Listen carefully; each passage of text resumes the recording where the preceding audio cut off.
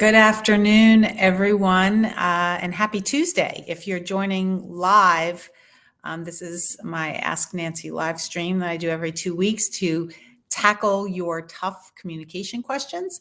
If you're watching the replay, welcome also. I hope you get something out of it. Today, I am going to talk about an issue that actually a client raised with me in recent weeks. That I think is really important and has a lot of different angles to it. So I wanted to cover it today. So the issue that my client raised was, how do we get our team connected? And that's not the most interesting part of the question, because as we all know from reading and experiencing workplace dynamics in recent years, connectivity can be an issue for sure with workforces in all different configurations. The interesting part of the question is when my client said, because our workforce is now all remote. And that was a signal to me, which led me to more questions.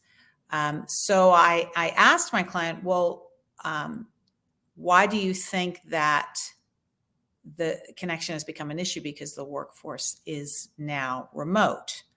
And she replied, well, because everybody's out of the office. So we're, no longer having a lot of face-to-face interactions. So I said, well, I started asking some questions about purpose and value systems and where those intersections are with the team. And that led to a bigger discussion about sort of the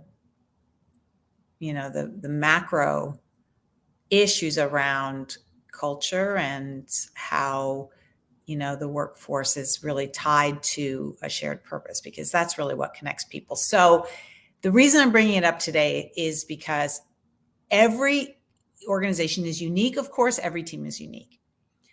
But I want to ask you this. If you're experiencing a lack of connection with your team, or if as a manager you're observing a lack of connection among your team, ask yourself the question of how your people are connected to their shared purpose. And that may sound maybe lofty, and well, that's easy to ask, but not as easy to answer. But there are actionable things that you can do to test this, right? So one of the things you can do is do a little bit of interactive work with your team. Get them to articulate what their personal connection to the values of the company are. Where are those intersections? Because when you can get your people to identify where their personal value systems intersect with those of the firm, and they're witnessing each other sharing this, you're creating connective tissue among them. Okay, that's step one. So ask your team, ask individual contributors, ask your managers, whatever the case may be. If you're looking to understand the level of connection, start asking questions about where those intersections occur. And then try to get folks to talk about how they connect with the greater purpose of the company, right? What is the purpose of the work they're doing? Do they know? Is the company purpose driven, and is that purpose clear? So these are two ways that you can, get some engagement around this issue. And in so doing, you can really create connection no matter where people are, because the fact of the matter is it doesn't really matter where the workforce is working. What matters is if everyone feels connected to a shared value system and a shared purpose. Of course, face-to-face interaction is great. Of course, it can spark creativity and collaboration and innovation and all those things. I'm not saying that it's not a factor at all, but it's not the only factor in connectivity. So another thing that can be an interesting exercise in in gaining clarity about connection and actually bolstering it is having your team talk about how their work impacts that greater purpose, what their proximity is to that greater impact.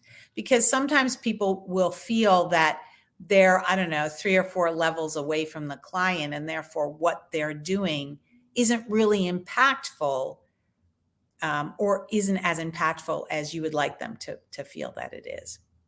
And I read an interesting story about the CEO of 1-800-Flowers, who I guess he was giving someone a tour of one of the facilities, and he just kept stopping and asking employees randomly, "How is what you're doing right now selling more flowers?" And he just did it throughout the whole facility, and every employee seemed to have a really clear answer. And that was something that he really perpetuated. He really cultivated that culture where everybody knew what their connection question and answer were, right? So if your team is losing sight of where they fall on that sort of continuum to impact, that can be a great way to lead to cultivate re-engagement. Okay. First, identify what the connection question is that you're going to ask them, and then prime them to think about the answer. Because when people can articulate how what they're doing matters to the greater purpose of the company, right away you have connection. So these are a couple of things that you can do that are actionable, not complicated, and can sort of be a shot in the arm if your team is feeling a little splintered, or you're noticing that people are getting a little siloed.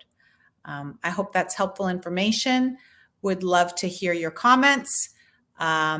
If you're watching the replay, feel free to reach out to me through my website, nancyrberger.com.